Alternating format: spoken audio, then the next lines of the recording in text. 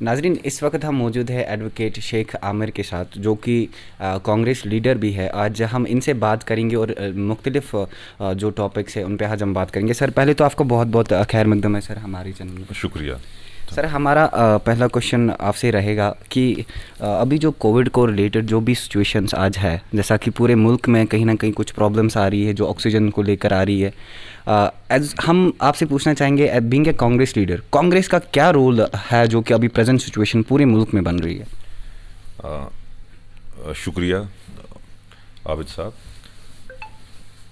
Thank you for having me on your show.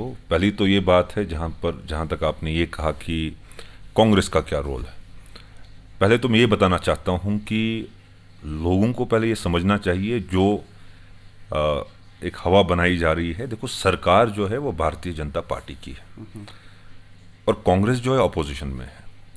जहाँ तक आपने कांग्रेस का रोल कहा, पहले तो मैं ये कहूँगा कि 2020 में जब पैंडेमिक शुरू हुआ तो उसके बाद पूरे दुनिया में ये जो कोरोना है, ये वबा जो पूरी दुनिया में फैला हुआ था, और उस वक्त लॉकडाउन हुआ, लॉकडाउन की अनाउंसमेंट हुई, और उसके बाद हम देखें कि पूरे हिंदुस्तान में जिस तरीके से हमारे जो गरीब गुरबात थे, जो मज़दूर पेशे जो लोग थे, कितनी दुश्वारियों का सामना करना पड़ा।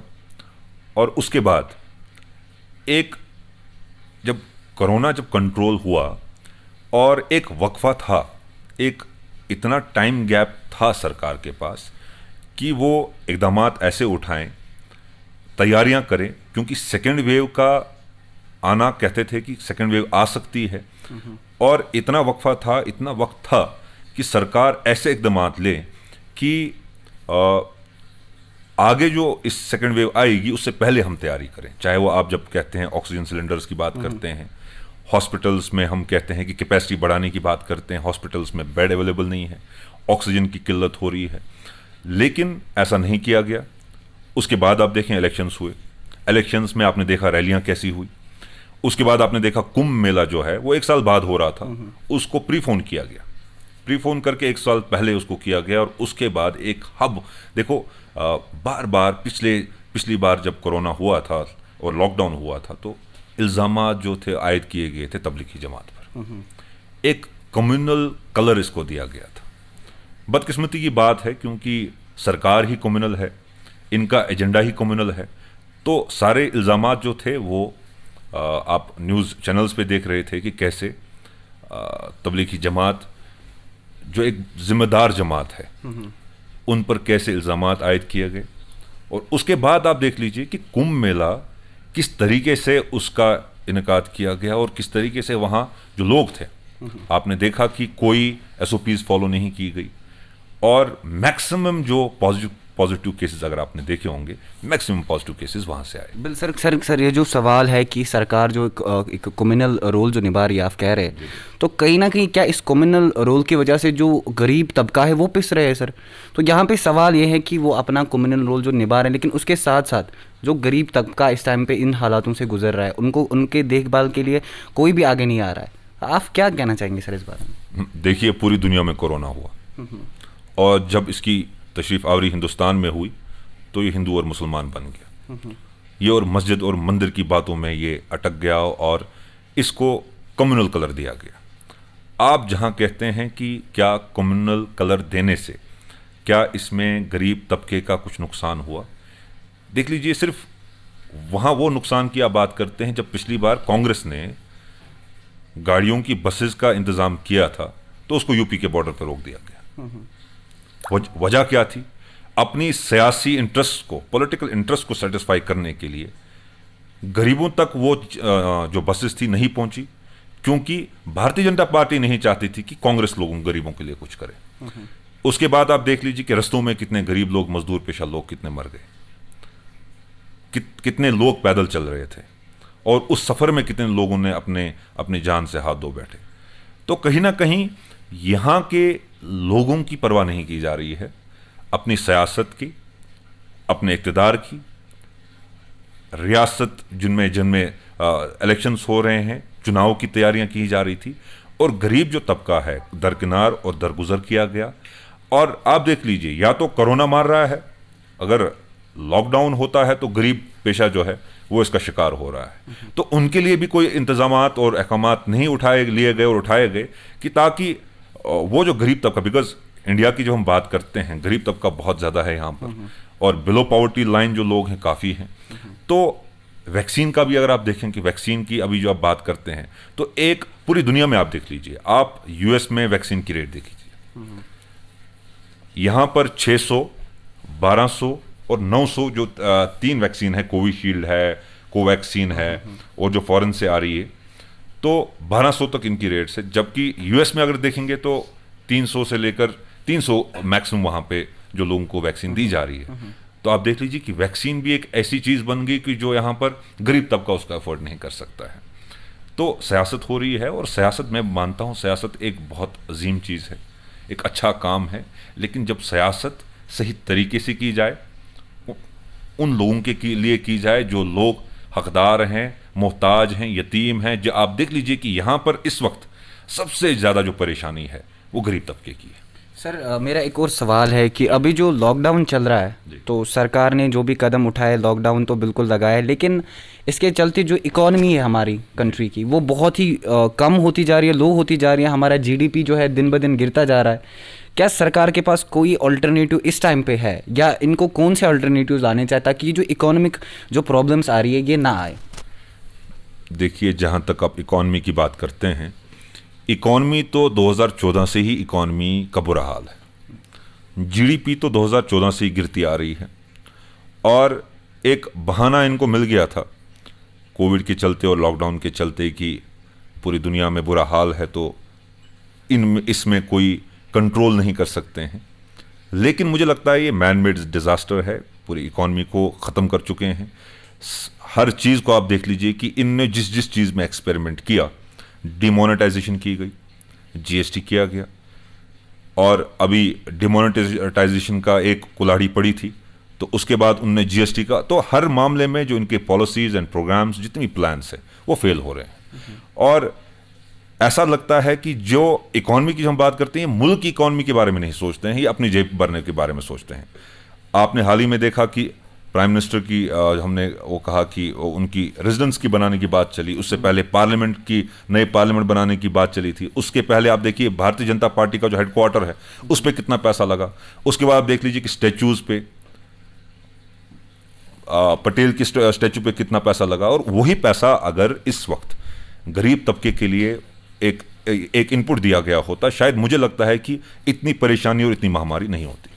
सर यहाँ पे जो यूथ है वो कहीं ना कहीं अनएम्प्लॉयड है, तो ये एक डिप्रेशन सा क्रिएट हो गया है हर एक शख्स के जहन में कि ये अगर ये महामारी ऐसी रही तो उनकी जो ज़िंदगी है उसको बसर करना बहुत मुश्किल होगा। तो सरकार को क्या कदम उठाने चाहिए कि जो अनएम्प्लॉयमेंट जो बढ़ रही है उसको हम कंट्रोल कर सकते हैं? देखिए, जहाँ तक आप जम्मू कश्मीर की बात करते हैं, मैं खासकर कश्मीर की बात करूँगा। कश्मीर में लॉकडाउन से पहले 370 की मनसूखी हुई थी, तो मैं ये कह सकता हूं कि 3 साल से कश्मीर बंद पड़ा हुआ है। 370 की मनसूखी के बाद शटडाउन हुआ, और शटडाउन से निकलकर हम लॉकडाउन में आ गए, और उसके बाद हम 2021 के लॉकडाउन में आ गए। तो कश्मीरी काफ़ी पस्त हो गया है, काफ़ी वादे किए गए। 370 की मनसूखी के वक्त पार्लियामेंट में होम मिनिस्टर साहब ने, अमित शाह ने कुछ वजूहात दी 370 की मनसूखी क्यों की जा रही है। वजूहात दी कि तरक्की के आड़े आ रहा है, बेरोजगारी है, विकास होगा, तरक्की होगी, खानदानी राज खत्म होगा।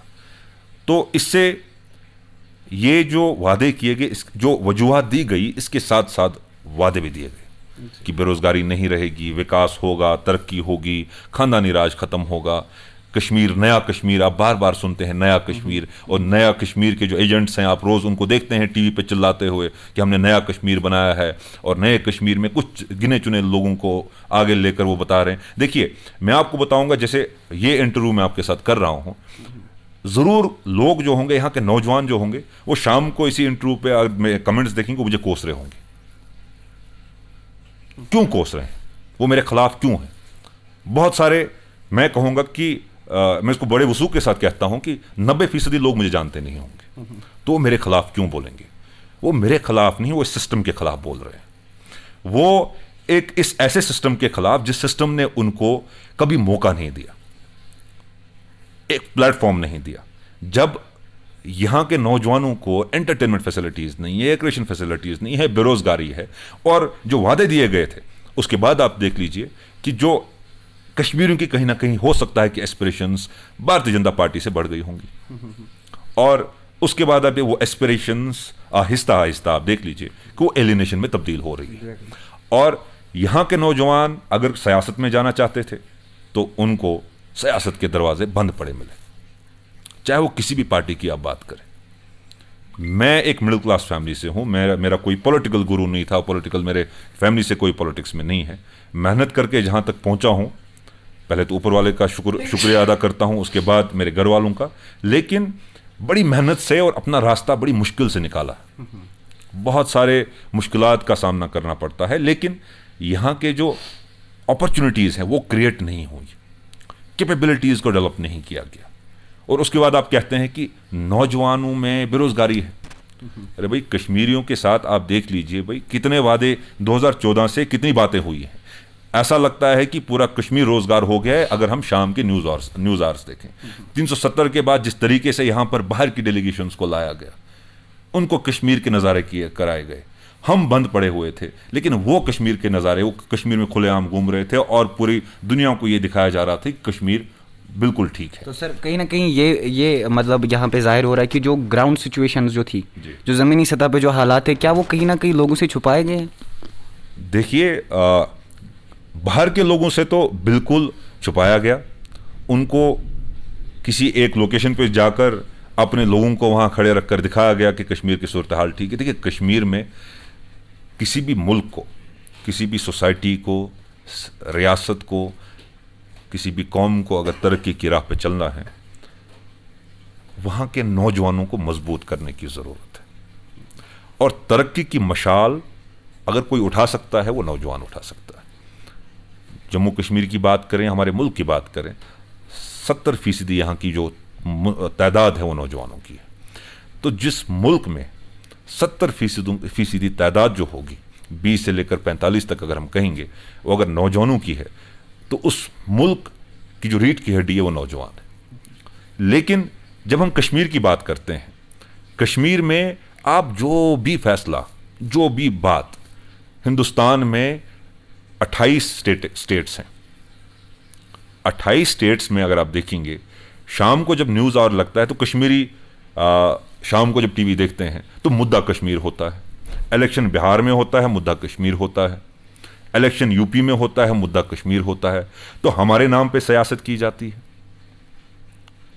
हमको इस्तेमाल किया जाता है, वोट उनको वहां लेने होते हैं। कहा जाता है कि 370 भारतीय जनता पार्टी ने मनसूख किया, लेकिन उसका लाभ, उसका फायदा, उसके बेनिफिट्स एंड प्रॉफिट्स क्या हमको मिले? नहीं मिले। अगर मैं कहता हूं उन्होंने सियासी तौर पे, पहले तो मैं ये कहता हूं abrogation of article 370 was the violation of Indian constitution. It was abrogated in an unconstitutional way. लेकिन आपको बात करने का हक नहीं है। कहते हैं Hindustan India is an oldest democracy, sorry largest democracy. Largest democracy उस जमहूरियत को पामाल किया, यहाँ के हमारे हुकूक को पामाल किया। और आप अगर देखेंगे कि यहाँ का जो नौजवान है, अगर वो इस आइडिया ऑफ इंडिया के नज़दीक एक स्टेप चलता है तो कुछ ऐसा होता है कि इसको 10 कदम पीछे हटना पड़ता है, क्योंकि हमको इस्तेमाल किया गया है, हमको जंग का एक अखाड़ा जो बनाते हैं हमको उस तौर पे लिया गया है, ना कि हमको कश्मीरी अवाम को वो अपना नहीं समझते हैं, जहाँ तक मुझे लगता है।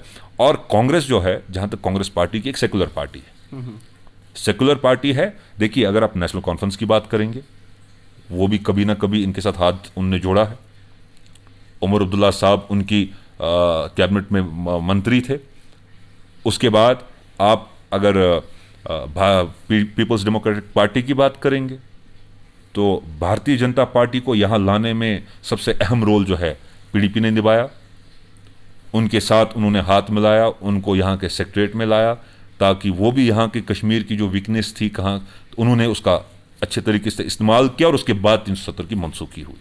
लेकिन कांग्रेस वो वाहिद पार्टी है कांग्रेस वाहिद पार्टी है जो भारतीय जनता पार्टी के साथ कभी हाथ नहीं मिला सकती है, और यहाँ के नौजवानों के लिए इंशाल्लाह हम काम कर रहे हैं, चाहे हमारी सरकार है या हमारी सरकार नहीं रहे है, चाहे हमारे साथ लोग रहें, वो लोग जो इस वक्त इक़्तिदार की भूख में, मैं उन लीडरान की, वैसे तो इन लीडरान नहीं कहना चाहता हूँ, जिन्होंने इक़्तिदार की भूख में कांग्रेस पार्टी को छोड़कर वो उनकी तरफ चले गए, चाहे वो अपनी पार्टी में गए या भारतीय जनता पार्टी में गए।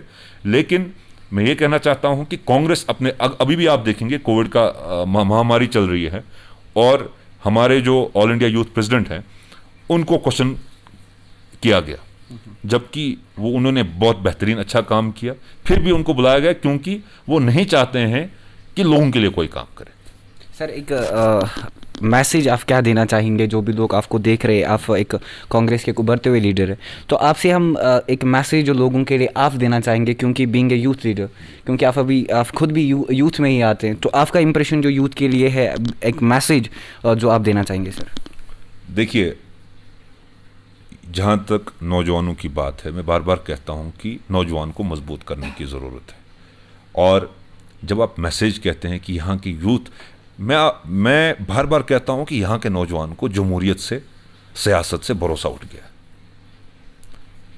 तो वो भरोसा, क्योंकि जहाँ तक जमहूरियत की बात है, जब तक डेमोक्रेटिक पार्टिसिपेशन नहीं होगी यूथ की, जब तक यूथ आगे नहीं आएगा, जब तक यूथ सियासत में नहीं आएगा, चाहे आप सहाफ़त में हैं, सियासत में हैं, हर फील्ड में, हर तबके में ज़रूरत है कि यूथ आगे आए। और जब यूथ, देखिए, हम ब्लेम गेम करते हैं, हम कहते हैं भाई जो लीडर थे इनने अच्छा काम नहीं किया, तो आखिर उन लीडरों को चुना किसने? हमने ही चुना। 370 की मनसूखी के बाद बहुत सारे एक तबके को, बहुत सारे लोगों को यह एहसास हो चुका है कि कहीं ना कहीं इस सिस्टम से बाहर रहकर हमारा काफ़ी नुकसान हुआ है, और जिन लोगों को हमने इस सिस्टम में भेजा उन्होंने हमारा काफ़ी नुकसान किया है। वो अपने जेब भरने में, अपने महल बनाने में, अपने बच्चों की तकदीर संवारने में, ना कि वो यहाँ के लोगों की तकदीर संवारे। उन्होंने हमको अंधेरे में रखकर अपने बच्चों की, अपने औलाद की, अपने अहलो अयाल की, उनकी तकदीर संवारने में लगे। उनको दुबई में उनको ज़मीनें खरीदनी थी, उनको वहाँ मकान खरीदने थे, उनको यहाँ के बेरोज़गार, हमको बेरोज़गार करके वो अपने ख़ानदान का रोज़गार ढूंढ रहे थे। अगर यहाँ पे कोई पढ़ा लिखा था लेकिन उसको नौकरी नहीं मिली, लेकिन उनके अनपढ़ लोगों को नौकरी मिली। देखिए, ये हमारे लीडरान की भी गलती है, क्योंकि यहाँ की कमज़ोरी उन्होंने देखी। अगर हमारे लीडरान में कमजोरी नहीं होती तो ये आज हमारा बुरा हाल नहीं होता। सर, तो स्ट्रेंथ क्या हो सकती है? स्ट्रेंथ हमारा, देखिए, मैं बार बार कहता हूं, स्ट्रेंथ हमारा नौजवान है, और नौजवान वो नौजवान जो ग्रास रूट पे जुड़ा है, जो हमारी तर्जुमानी और निगहबानी की बात करते हैं, जो हमारी रहनुमाई की बात करते हैं, हमारे टीवी स्टूडियोज में बैठकर। घर में उनके पहचान नहीं है, मोहल्ले में उनको कोई जानता नहीं है, उनको 4 लोग साथ में नहीं है, लेकिन वो हमारी रहनुमाई की बात करते हैं। लोग, मैं मानता हूं कि लोगों को, लोग नाराज हैं, जिन लोगों को वो देखते हैं वो तस्लीम नहीं है। लेकिन आप क्या कर रहे हैं, हम क्या कर रहे हैं, हमको करना क्या चाहिए? एक वैक्यूम क्रिएट हो गया, उस वैक्यूम को फिल करने की जरूरत है। देखिए, अगर आपको आप चाहते हो, आप लीडर बनना चाहते हो, आप लीड करना चाहते हो, आप लोगों की मदद करना चाहते हो, आप लोगों के दुख सुख में काम आना चाहते हो, आइए, मैं आपको वेलकम करता हूं। आप जुड़िए हमारे साथ। और ऐसा नहीं है कि हम किसी का एजेंडा और किसी का प्रोपेगेंडा यहां पर चलाने की जरूरत नहीं है, ना हम चला रहे हैं। हम लोगों की बात करेंगे, चाहे हमारे साथ एक ही फर्द रहे, लेकिन उस असूल पे रहे, उस आइडियोलॉजी पर रहे। कांग्रेस एक सेक्युलर पार्टी है, और अगर किसी को इस पार्टी के खिलाफ कुछ रंजिश भी है, कुछ, देखिए, कुछ फैमिलीज में भी कुछ परेशानियां आती हैं, गलतियां होती हैं, हमसे भी गलतियां हो, लेकिन ऐसा नहीं है कि हम उन गलतियों को तस्लीम नहीं करेंगे। तो सबसे बड़ी बात जो है, नौजवान को आगे लाने की जरूरत है, और नौजवान जो आगे आए, ना कि किसी के, हम नहीं कहते हैं उसको आगे आए, जैसे यहां पर मैंने बार बार कहता हूं कि यहां पर कोशिश हुई कि एजेंट्स बनाने की कोशिश हुई, लीडर बनाने की कोशिश कभी नहीं। यहां पर कभी नौजवान लीडर नहीं उभरा। जिनको भी आप देखते हैं, वो अपने मुफाद, ज़ाती मुफाद के चलते कभी एक पार्टी में है, कभी दूसरी पार्टी में है, उनका ज़ाती मुफाद है। लेकिन वो लोग आप देख लीजिए कि जिनमें एक एनर्जी है, जिनमें पोटेंशियल है, जानबूझ के डेलिब्रेटली उनको किसी और रास्ते पे डाल दिया जा रहा है। जो सही रास्ता है, जो तरक्की का रास्ता है, जो रोज़गार का रास्ता है, जो रास्ता उनको अपनी कामयाबी और उनकी मंजिल की तरफ ले जाएगा, उस रास्ते को जानबूझ करके ब्लॉक किया गया है। और जो रास्ता उनको सिर्फ मौत की तरफ लेता है, जो रास्ता उनको बर्बादी और तबाही की तरफ लेता है, उस रास्ते के दरवाजे खोल दिए गए। देखिए, ये साजिश है। इस साजिश को अब वो वक्त आ गया है। फ़लस्तीन में क्या हो रहा है, फ़लस्तीन में क्या हो रहा है, हम दुआएं करते हैं अल्लाह ताला फ़लस्तीन को, जो इस वक्त इजराइल जिस तरीके से उन पर जो अटैक हो रहे हैं उससे बचाए। लेकिन हमको ये समझना चाहिए कि हमें अपनी जहन की धार को तेज़ करना चाहिए। जब तक हम नॉलेज को, इल्म को, ना कि जहलत को, जहलत छोड़ के हमें आगे चलना चाहिए, ताकि हम भी इस सोसाइटी को, इस समाज को कुछ दे सकें, ना कि हम सिर्फ तंज करें, बातें करें। आप देख लीजिए कि हमारी आदत हो चुकी है कि हम सिर्फ बात करते हैं, हम अपना ओपिनियन देते हैं, लेकिन हमने उस पर क्या किया होता है, उस पर हमारी खुद की अमल क्या होती है, उस पर हमने कभी सोचा नहीं है। तो यही गुजारिश करता हूं कि अब उस चीज़ से बाहर आ जाएं। वक्त आ गया है कि अब कश्मीरियों को बेदार होना चाहिए, आगे निकलना चाहिए। जब हमारे साथ कुछ होता है, पंजाब के साथ छेड़छाड़ हुई, आप देख लीजिए सब एक ही सफ में खड़े थे। हमारे साथ छेड़छाड़ नहीं, हमें बर्बाद किया गया, लेकिन इस बर्बादी में हमारे काफ़ी लोग उनके खेमे में शामिल हुए। लेकिन अभी भी बहुत सारे लोग हैं जिनका ज़मीर अभी भी बिका नहीं है। मैं उन लोगों से गुजारिश करता हूँ, आगे आई, इंशाल्लाह ये जो मशाल है हम साथ लेकर निकलेंगे, ताकि हम कश्मीर को उस बर्बादी और तबाही से, आगे आने वाली तबाही से बचा सकें। सर आपका बहुत बहुत शुक्रिया सर, आपने अपना कीमती वक्त दिया। शुक्रिया। तो नाजरीन, ये थे शेख आमिर साहब, जो कि एडवोकेट है और कांग्रेस के उभरते हुए लीडर है।